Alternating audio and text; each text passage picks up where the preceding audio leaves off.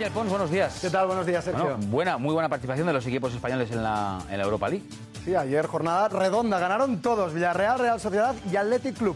Y todos ya están en 16avos de final de la Europa League, excepto los de Bilbao, que tienen el pase a un punto. Sí, España, que ya conoce las 31 selecciones que le acompañarán en ese Mundial de Rusia del año que viene. La última en conseguir el pase, Perú.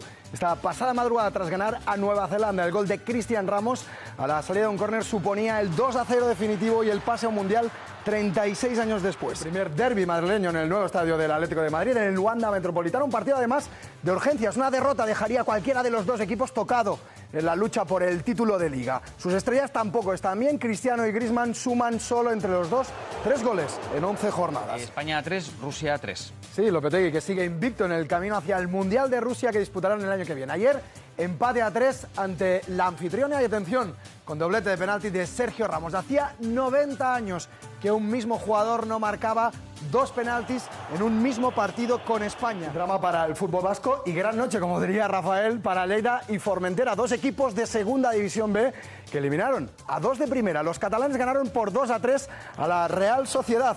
Sí, así es. Al final empataron a 2 en la vuelta de la Copa del Rey. Un Fuenlabrada que rozó la gesta en el estadio Santiago Bernabéu. El equipo de segunda división B abrió el marcador con un golazo de Milla. El Barça necesitaba un punto para pasar como primero de grupo a octavos de final y lo consiguió. 0-0 ante la Juve.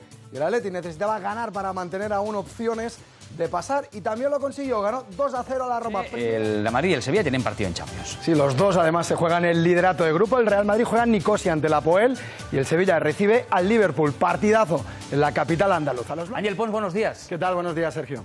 Gol fantasma. Sí, polémica ayer en el partido entre el Valencia y el Barça. Polémica porque los árbitros no vieron un gol claro de Leo Messi. Valencia y Barça empataron a 1 y los culés siguen líderes a 4 puntos del conjunto.